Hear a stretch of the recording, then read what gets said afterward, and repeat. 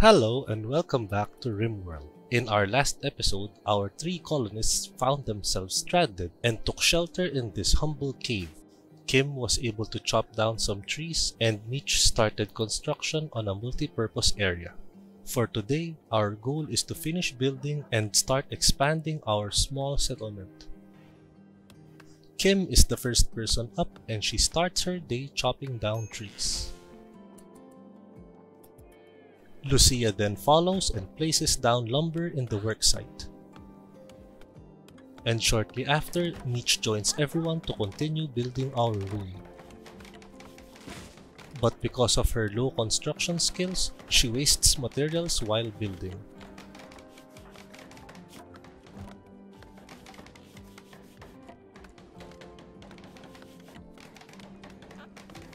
And because our first room is almost completed, we can start construction on a food storage area.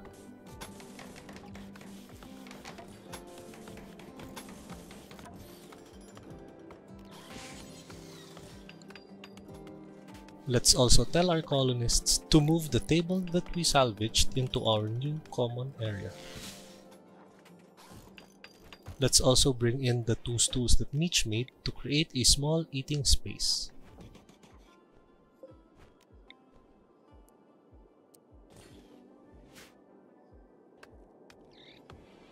And with that, it's starting to look like a proper room, albeit lacking a few walls.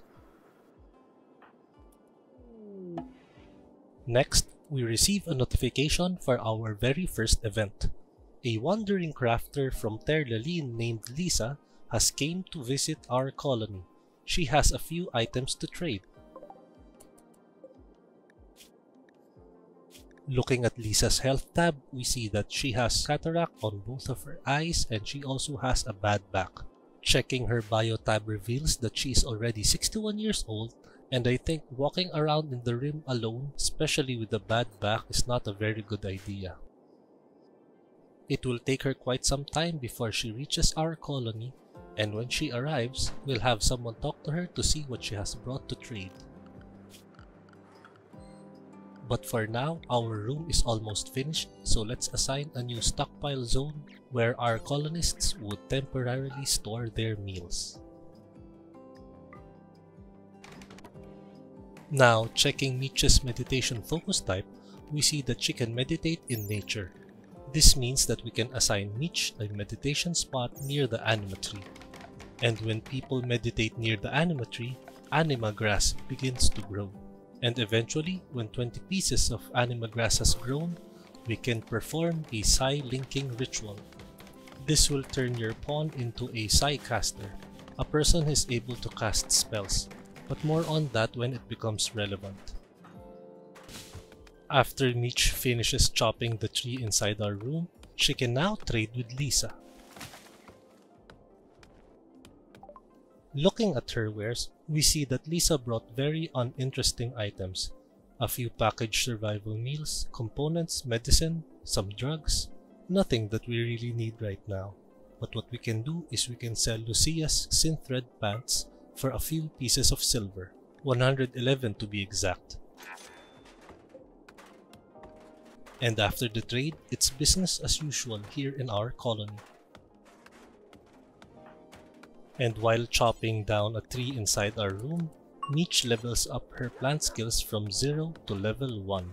But I don't think it's important for Mitch to level up her skill in plants right now, especially because we have Kim with her plant skill of 10. With the last tree removed and the last piece of roof placed, we have finally finished our multi-purpose room. But work doesn't stop there. The construction of our food storage area immediately begins. And like a well-oiled machine, Kim delivers the wood while Mitch continues construction on our food storage room. Later that evening, Lucia takes a long walk to haul back steel to our base.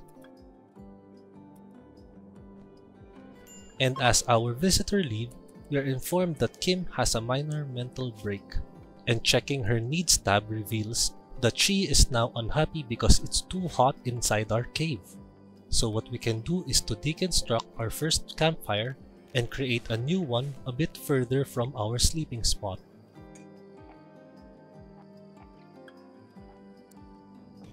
And since Kim is the one feeling hot, she is the one who extinguishes our campfire.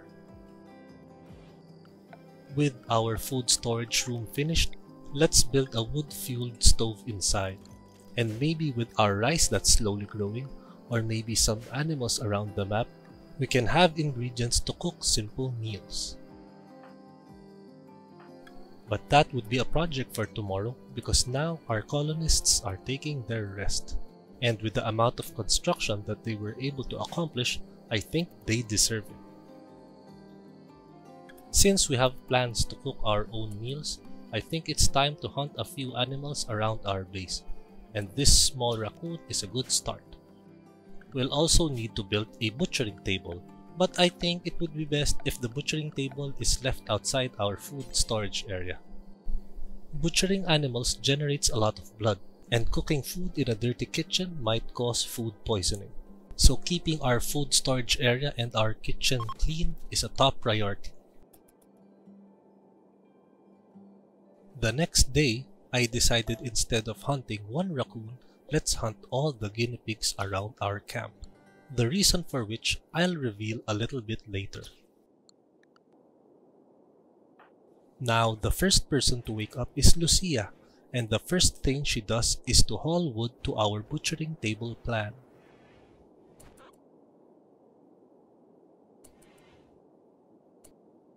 And since our multifunctional room is done, we can now cancel the campfire inside our cave and create sleeping spots inside our room.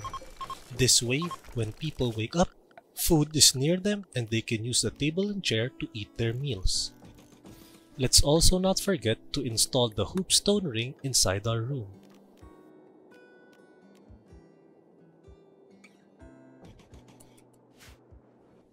As Kim eats her breakfast, Meech starts hunting the first guinea pig using her bolt-action rifle.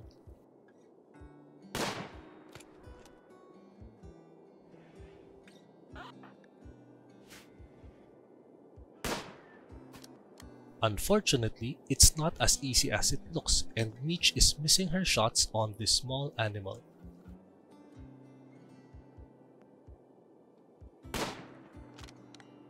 Meech continues to chase the guinea pig near the cemetery.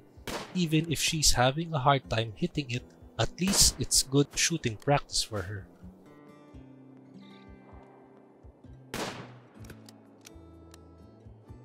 As Meech continues the chase, Kim joins in and hunts another guinea pig.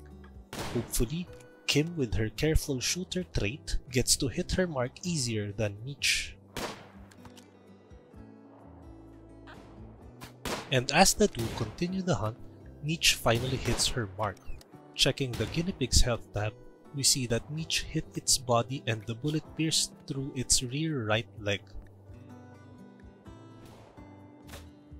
Soon after, Kim also hits her mark and hits the guinea pig. She also hits the body and the rear right leg. Though this does not kill it, the guinea pig's movement is now only 55%, making it easier for Kim to chase and hunt it down.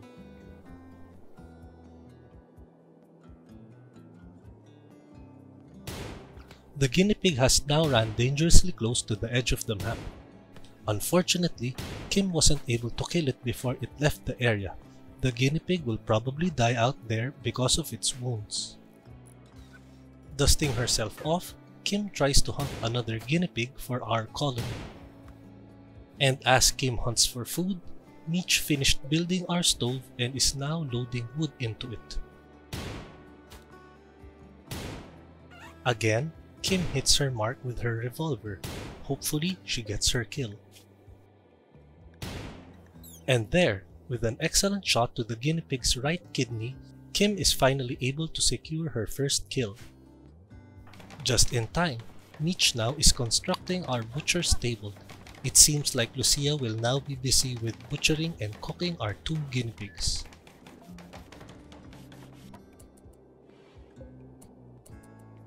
Now, Kim proudly arrives back in her camp, carrying with her the guinea pig she hunted.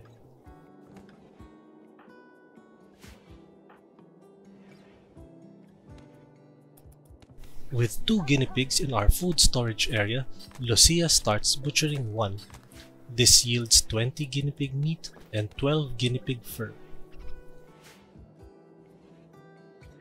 Now that we are starting to get a proper food source, I think it's time to build a researching table.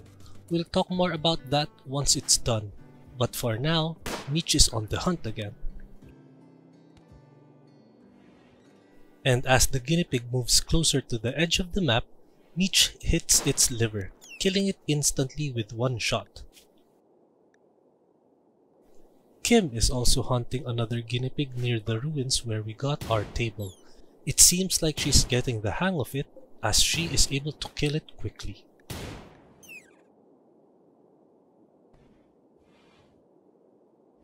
With each guinea pig hunted and butchered, we are moving towards being able to cook our own meals.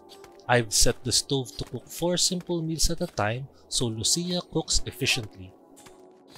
Now we see the fruits of Kim and Mitch's labor. Lucia is now cooking our first batch of simple meals for everyone. Compared to the packaged survival meals they had with them, cooked meals in the Rim will expire if not stored in freezing temperatures. And since we don't have the technology for refrigeration now, everyone needs to eat simple meals cooked from guinea pig meat. Once again, Kim continues the hunt. Not only will this yield more food, this will also get us more fur. I have a plan for all these guinea pig fur, but we'll talk more about that once we have 40 units. Back in our camp, Lucia continues butchering while Mitch constructs our research table with her pet Lala by her side. And I think rightfully so, Kim is the first one to eat the simple meal that Lucia cooked. Luckily, she didn't get food poisoning even if our kitchen actually has dirt floors. Another milestone has been met.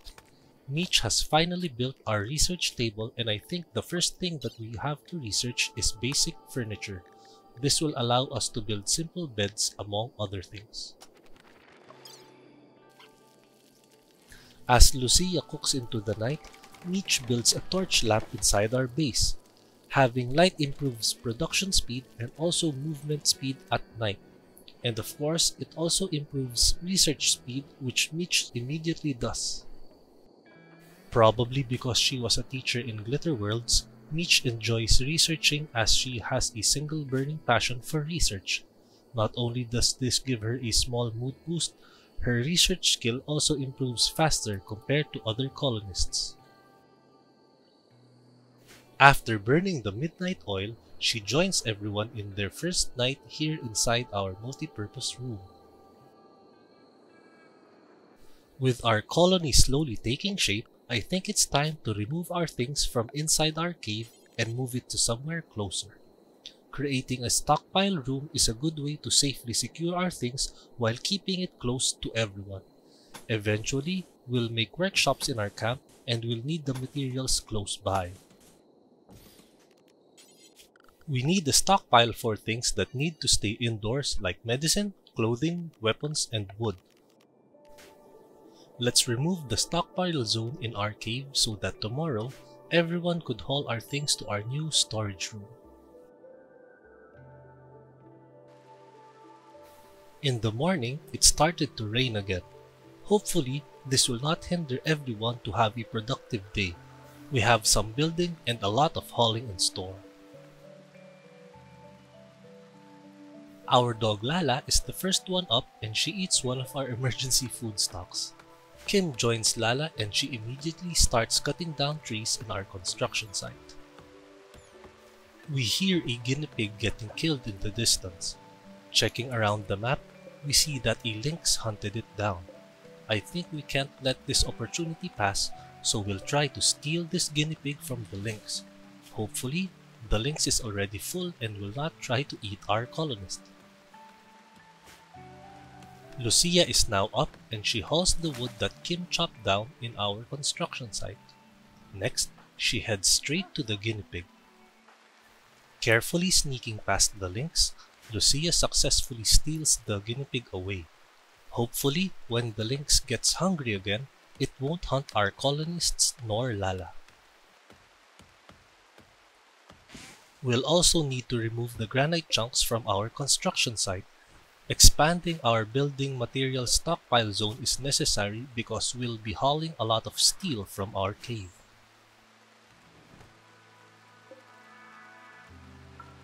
Meech finally wakes up after researching all night. She heads straight to our kitchen to eat a simple meal.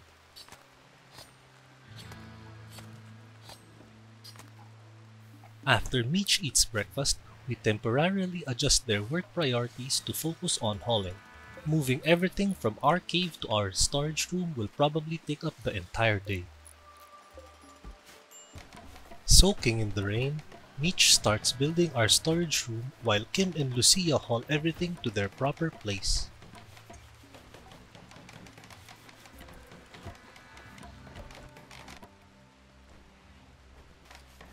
And with the walls and doors done, Meech places roofing all over our things.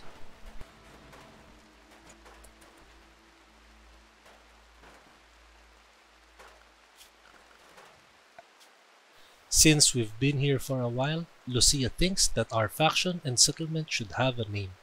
After fiddling with the randomize button for a while, I think Esora is a nice name for our faction and also our settlement.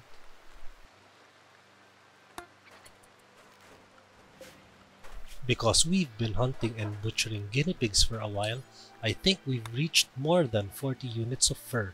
This means we can build our first bedroll made out of guinea pig fur. This is so much better for our colonists than simply sleeping on the ground. Not only will this improve their moods, this will also improve the quality of sleep that they get at night. After a bit of hauling, Meech starts constructing our first bedroll.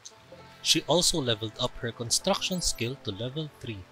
Unfortunately, the bedroll that she made was of poor quality. But this is better than sleeping on the ground, so one lucky colonist would have a proper place to sleep on tonight. And because Kim has been the one leaving our camp to hunt for guinea pigs, I think she deserves to own our very first bedroll. And with a bit more hauling, we finally emptied our cave. Nothing left to do but to deconstruct the steel door that we built.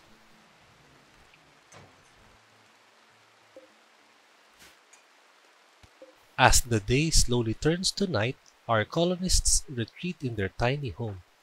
Lucia and Meech are playing hoopstone while Kim eats her dinner. Life here in Esora is slowly becoming better. And with that, I think this is a good time to end our second episode in Rimworld. Everyone had a productive time with Kim gathering food for us, Lucia cooking everyone simple meals, and with Meech slowly building us a colony. I hope you can join us on our next episode and see what adventures Kim, Lucia, Meech, and Lala will get themselves into. I thank you and I hope to see you in the next video.